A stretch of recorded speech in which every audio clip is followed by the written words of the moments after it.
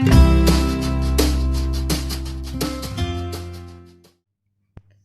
Friends, welcome to my channel maths with Sakshi. So friends, आज हम करने वाले हैं हमारे BCA फोर्थ सेमेस्टर की बुक ऑप्टिमाइजेशन टेक्निक की फर्स्ट यूनिट लीनियर प्रोग्रामिंग। तो चलिए जल्दी से हम स्टार्ट करते हैं।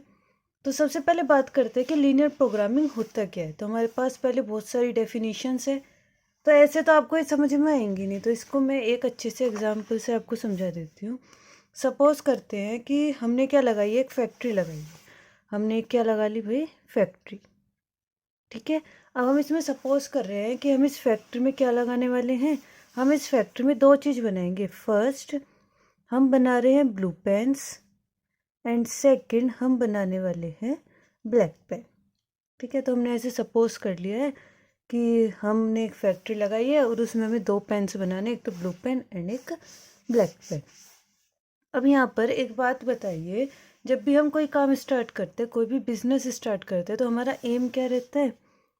हमारा एम हमेशा यही रहता है कि जो हमें प्रॉफिट हो रहा है वो क्या हो, मैक्सिमाइज हो। प्रॉफिट हमें क्या होना चाहिए, मैक्सिमाइज। प्लस हम ये भी चाहते हैं कि जो हमारी कॉस्ट लग रही है, जो हमारा पैसा लग रहा है, हमारी लागत लग रही है, वो क्या होनी चाहिए, वो मिनिमम होनी चाहिए। तो किसी भी बिजनेस में हम क्या करते हैं, हमारा एम क्या रहता है कि प्रॉफिट हमारा मैक्सिमम रहे एंड हमारी कॉस्ट क्या रहे, मिनिमम रहे। इसी के साथ साथ ये बताइए, अगर हमें अपना एम को लेना है, यानी कि एम प्राप्त करना है, प्रॉफिट मैक्सिमाइज या कॉस्ट मिनिमाइज करनी है, तो उसके लिए हमें बहुत सारी प्रॉब्लम्स फेस करनी पड़ती हैं। जैसे कि सपोज़ करो आपको बहुत सारे डिसीजन लेने पड़ेंगे। हमने सपोज़ किया कि ब्लू और ब्लैक पेन हम बना रहे हैं, तो ब्लू पेन हम जानते हैं कि ब्लू पेन ज़्यादा बिकता है, तो हमारी कोशिश रहेगी कि हम ब्लू पेन बनाएं। लेकिन ऐसा भी तो हो सकता है कि ब्लैक पेन को बनाने में आपकी कॉस्ट कम लग रही हो, लेकिन ब्लू पेन को बनाने में कॉस्ट ज़्यादा लग रही है। तो अब आपको देखना है कि आपको ऐसे डिसीजन लेना है कि हम ब्लू पेन ज़्यादा बनाएं या ब्लैक पेन ज़्यादा बनाएं, जिससे हमारा प्रॉफिट भी ज़्यादा रहे और कॉस्ट हमारी क्या रहे, मिनिमम रहे। तो ये LP क्या है, LPP क्या है, लीनियर प्रोग्रामिंग प्रॉब्लम। तो इस टाइप की जो हमारी ये प्रॉब्लम्स आती हैं, इनको फेस करके अपने एम को प्राप्त कर लेना LP कहलाता है, और इसको एक मैथमेटिकली वे में बना करके इसको सॉल्व कर लेना लीनियर प्रोग्रामिंग प्रॉब्लम कहलाता है। तो हमें क्या करना होता है, इसमें जो हमारा एम है हमें उसे प्राप्त करना होता है, किसके ऊपर, जो हमारी जितनी भी प्रॉब्लम्स आई है उनको फेस करके अपने एम को प्राप्त करना ही LP कहलाता है। अब आप ज़रा थ्योरी देखेंगे तो आपको बिल्कुल क्लियर हो जाएगा। क्या कह रहा है कि LP is an optimization technique used in decision making. तो लीनियर प्रोग्रामिंग एक ऑप्टिमाइजेशन टेक्निक है यूज्ड इन डिसीजन मेकिंग, जो हमें यूज़ में आती है क्या, डिसीजन मेकिंग, डिसीजन लेने में, बिजनेस में एंड एवरीडे लाइफ, बिजनेस और जो रोज़मर्रा की हमारी ज़िंदगी है उसमें, फॉर ऑप्टेनिंग द मैक्सिमम और मिनिमम वैल्यू। तो किस लिए यूज़ में आती है, हमारे डिसीजन लेने के, बिजनेस और एवरीडे लाइफ में, जिससे कि हम मैक्सिमाइज या मिनिमाइज कर सके लीनियर एक्सप्रेशन को, किसके respect, satisfy contain number of linear restriction. Linear restriction का मतलब जो भी हम प्रॉब्लम फेस करते हैं। अब आ जाता है LPP, लीनियर प्रोग्रामिंग प्रॉब्लम क्या है, तो the problem in which we have to optimise a linear function of variables called objective function subject to a set of linear equation or equation called the constants is called LPP। अब LPP के ना 3 parts होते हैं। क्या, सबसे पहले objective function, then constant and then non negative restriction. Objective function क्या है, पहले डेफिनेशन देखते हैं। The function which is to be optimize is called objective function. वह फंक्शन जिसे हमें ऑप्टिमाइज करना है, ऑप्टिमाइज मीन्स या तो मैक्सिमाइज करना है, मिनिमाइज करना है, उसको हम ऑब्जेक्टिव फंक्शन कहते हैं। अभी हमने ये देखा था, तो जो हमारा एम है, हम एम को ही तो मैक्सिमाइज या मिनिमाइज करते हैं, तो ये हमारा कहलाता है ऑब्जेक्टिव फंक्शन। उसके बाद कॉन्स्टेंट्स क्या होती है, the set of linear inequations under which the objective function is to be optimised are called constants. तो कॉन्स्टेंट्स देखिए, तो हमारे सामने जितनी भी प्रॉब्लम्स आती हैं, जो हम प्रॉब्लम्स फेस करके अपना एम ले रहे थे, तो जो प्रॉब्लम्स आई थी उनको हम क्या बोलते हैं, कॉन्स्टेंट्स। नॉन नेगेटिव रेस्ट्रिक्शन कह रहा है कि हम जो भी वेरिएबल यूज़ करें वो सब क्या होने चाहिए, नॉन नेगेटिव होने चाहिए। इसको अगर हम मैथमेटिकली बात करें तो मैथमेटिकली ऑब्जेक्टिव फंक्शन हम ऐसे लिखते हैं z is equals to C X, constants हम ऐसे लिखते हैं ए एक्स। अब इनके बीच में इन तीनों में से कोई भी साइन आ सकते हैं, या तो लेस देन, इक्वल्स टू, या इक्वल्स टू, या ग्रेटर देन इक्वल्स टू। और जो भी हम वेरिएबल यूज़ कर रहे हैं एक्स वाई जेड जो भी, वो सब क्या होने चाहिए, नॉन नेगेटिव। नॉन नेगेटिव का मीन्स क्या होता है, पॉजिटिव भी हो सकता है और साथ में ज़ीरो भी हो सकता है। तो एक्स क्या होना चाहिए, greater than equals to zero. तो अभी जो मैंने ये पूरा आपको समझाया है, इसको ना हम क्वेश्चन से और क्लियर करते हैं। तो चलिए क्वेश्चन है हमारे पास, क्या कह रहा है, a firm makes 2 types of furniture. तो एक फर्म है वो क्या बना रही है, 2 टाइप के फर्नीचर बना रही है। कौन कौन से, chair and tables. The contribution of each product as calculated by the accounting department is ₹40 per chair and ₹60 per table. कह रहा है कि एक फर्म 2 तरह के फर्नीचर बना रही है, चेयर एंड टेबल, और उन दोनों का कंट्रीब्यूशन कितना कितना है, ₹40 तो पर chair and ₹60 per table. Both products are processed in 3 machines M1, M2, M3. The time required by each product and total time available per week on each machine are as follow. तो ये कह रहा है कि तीनों जो हमारे ये चेयर और टेबल है, इसको बनाने के लिए इसको 3 मशीन में से होकर जाना पड़ता है, M1, M2 और M3, और इन पर अलग अलग वे टाइम लेते हैं। तो एक चेयर को M1 मशीन में 3 आवर्स लगते हैं, M2 में 5 और M3 में 2 लगते हैं। वहीं एक टेबल को M1 में 3 आवर्स लगते हैं, M2 को 2 लगते हैं और M3 को 6 लगते हैं। और कह रहा है कि पहली मशीन के लिए टोटल अवेलेबल आ रहा है हमारे पास 36, सेकंड के लिए 60 एंड थर्ड के लिए है 60। तो कह रहे हैं जो प्रॉब्लम है इसको हमें किस में बनाना है, मैक्सिमाइज कॉन्ट्रीब्यूशन में। तो देखिए सबसे पहले हम फॉर्मुलेट करना सीखते हैं कि हम इसे कैसे फॉर्मुलेट कर सकते हैं।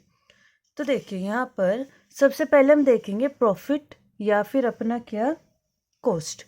तो पहले हम 2 डिसीजन वेरिएबल ले लेते हैं। हम यहाँ पर क्या बना रहे हैं, चेयर एंड टेबल्स, तो हम यहाँ पर ले लेते हैं डिसीजन वेरिएबल्स।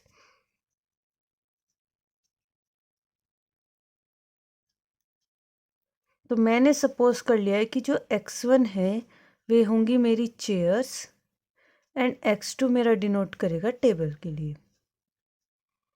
तो चलिए अब हम फॉर्मुलेट करते हैं। तो सबसे पहले हम ढूंढेंगे इसमें कॉस्ट या फिर प्रॉफिट। तो देखिए यहाँ पर कह रहा है कि जो कंट्रीब्यूशन है ना वो ₹40 पर चेयर, ₹60 पर टेबल, और हमें कंट्रीब्यूशन को क्या करना है, मैक्सिमाइज करना है कंट्रीब्यूशन। तो सबसे पहले हम ऑब्जेक्टिव फंक्शन लिखते हैं जिसे हमें मैक्सिमाइज या मिनिमाइज करना है। तो हम क्या लिखेंगे, यहाँ पर देखिए ये रहा ना, z is equals to C X, इस फॉर्म में लिखना है।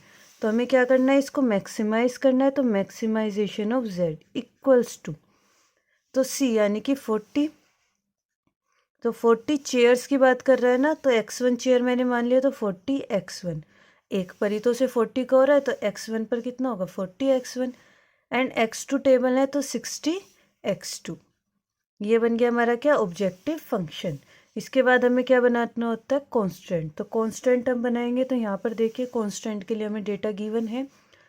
तो कह रहा है कि जो चेयर है हमारी वो M1 मशीन में 3 आवर्स ले रही है, इसमें 5 और इसमें कितने ले रही है, 2 आवर्स ले रही है।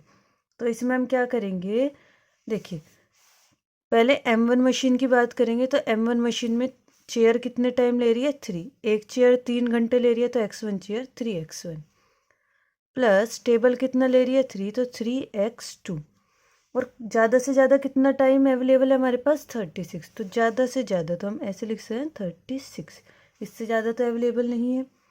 उसके बाद क्या कह रहा है, 5x1 हो जाएगा plus 2x2 and less than equals to 60। Third के लिए क्या हो जाएगा, 2x1 plus 6x2 less than equals to 60 की। तो हमारी 2 चीज़ हो गई, ऑब्जेक्टिव फंक्शन एंड कांस्टेंट। अब तीसरी चीज़ बनाते हैं non negative variable. That means क्या हो जाएगा, जो जो हमने वेरिएबल यूज़ करे हैं x1 एंड x2 ये हमारे क्या होने चाहिए, नॉन नेगेटिव। तो ये हमारी क्या बन गई है, LPP। हमने इसको मैथमेटिकली बना लिया है। जो हमारी नेक्स्ट वीडियोज़ आएंगी उसमें हम इनको सोल्व करना भी सीखेंगे, लेकिन आज की इस वीडियो में हम इसको सिर्फ फॉर्मुलेट करना सीख रहे हैं। तो चलिए अब हम एक और क्वेश्चन देख लेते हैं। तो देखिए ये रहा क्वेश्चन हमारे पास कह रहा है अ manufacture has 3 machines first second and third installed in his factory. Machine 1 and 2 are capable of being operated for at most 12 hours, where machine 2 must be operated at least for 5 hours a day.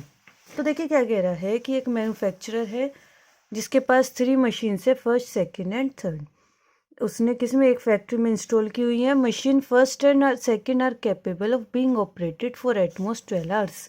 तो कह रहा है कि जो machine first और second है वो ज़्यादा से ज़्यादा 12 घंटे काम कर सकती है, जबकि जो मशीन थर्ड है वो कम से कम 5 घंटे काम कर सकती है। ही प्रोड्यूसेस ओनली 2 आइटम्स, वो सिर्फ 2 आइटम्स बना रहा है, each requiring the use of 3 machines, और हर एक को इन तीनों मशीन में से जाना पड़ेगा। और यहाँ पर हमें टाइम दिया गया है कैसे कैसे, तो वो ए और बी बना रहा है। फर्स्ट मशीन यानी कि ए आइटम को फर्स्ट मशीन में 1 घंटा लगता है, सेकंड में 2 घंटे और तीसरे में 1 घंटा। और यहाँ पर कह रहा है हमें कि फर्स्ट मशीन के बारे में कि जो फर्स्ट मशीन है वो ज़्यादा से ज़्यादा 12 घंटे तक काम कर सकती है। दूसरी मशीन भी उसने हमें 12 ही घंटे कहा है, और तीसरी मशीन के लिए उसने हमें कितना टाइम दिया है, 5 घंटे। तो मैंने आपको क्या बताया, सबसे पहले डिसीजन वेरिएबल लेंगे, तो हमने ले लिया है डिसीजन वेरिएबल। अब इसमें हम कंसिडर कर लेंगे कि x1 हम a के लिए यूज़ करेंगे एंड x2 हम यूज़ करेंगे b के लिए। ठीक है, अब बात करते हैं हम किसकी, मैक्सिमाइजेशन करना है हमें या मिनिमाइजेशन करना है। कह रहा है प्रॉफिट, तो उसे इतना प्रॉफिट ए पर हो रहा है, इतना प्रॉफिट बी पर हो रहा है। प्रॉफिट हम क्या चाहेंगे, मैक्सिमाइज करना, तो क्या हो जाएगा मैक्सिमाइजेशन ऑफ z। 60, तो ए पर 60 हो रहा है, तो ए के लिए हम x1 यूज़ करें, तो 60x1 प्लस 40x2। अब क्या लिखेंगे हम, सब्जेक्ट टू द कॉन्स्टेंट। तो ये हमारा ऑब्जेक्टिव फंक्शन तो बन गया है। अब हम बनाएंगे अपनी कॉन्स्टेंट्स। तो देखिए कॉन्स्टेंट्स के लिए हमें गिवन है, तो फर्स्ट मशीन की बात करें तो ए पर उसे लग रहा है 1 × x1 प्लस 2 × x2, और कहा था कि ज़्यादा से ज़्यादा टाइम लगता है उसे, तो यानी कि लेस देन इक्वल्स टू 12। यहाँ पर क्या कह रहा है, 2x1 plus 1x2 and less than equals to 12। Third में क्या कह रहा है, x1 प्लस 5/4x2, और यहाँ पर कही गई थी एक बात कि एटलीस्ट फॉर 5 आवर्स, कम से कम उसे 5 घंटे लग रहे हैं। तो कम से कम के लिए तो मतलब ज़्यादा से ज़्यादा भी कितने भी लग सकते हैं, तो यानी कि ग्रेटर देन इक्वल्स टू 5 के। अब हमने जितने भी वेरिएबल यूज़ किए x1 एंड x2, वे दोनों हमारे क्या होने चाहिए, ग्रेटर देन इक्वल्स टू 0, यानी कि पॉजिटिव होने।